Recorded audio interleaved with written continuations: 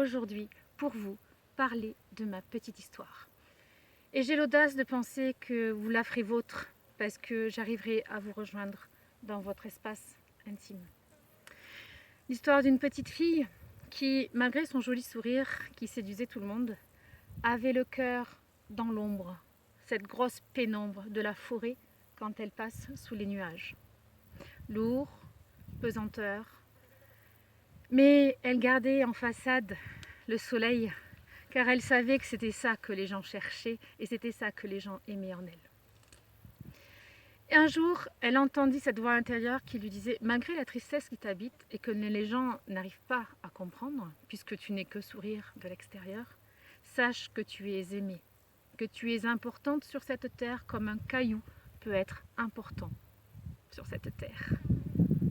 Chaque chose a sa valeur. » En faisant ce parcours, j'ai rencontré des personnes avec le sourire jusqu'aux oreilles et qui rayonnaient, vous savez, quand dans les yeux vous voyez comme des étoiles.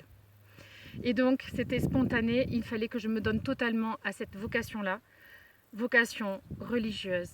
Mais attention, pas n'importe laquelle. Donc déjà, quand vous faites le choix de rentrer en vie religieuse, c'est pour vos parents comme si vous mordiez dans une rondelle de citron où il faut avaler le jus. Non, en plus, j'avais choisi vie contemplative, fermée, cloîtrée, où vous ne pouvez pas être en relation avec les autres.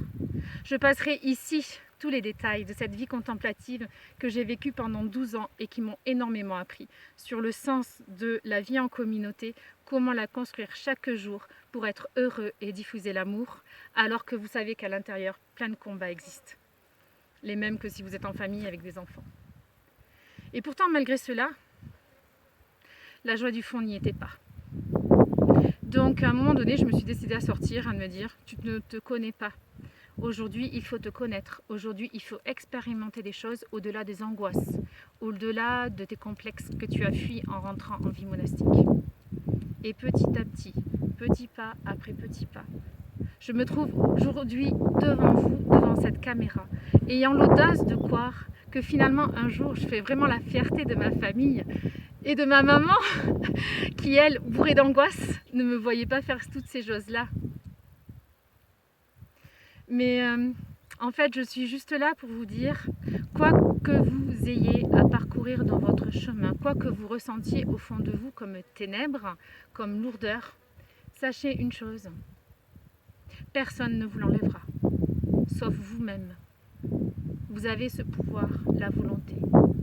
Et on ne demande pas de déplacer des montagnes, voire même des gros rochers. Non, juste un petit caillou chaque jour sur votre chemin pour que vous puissiez le parcourir avec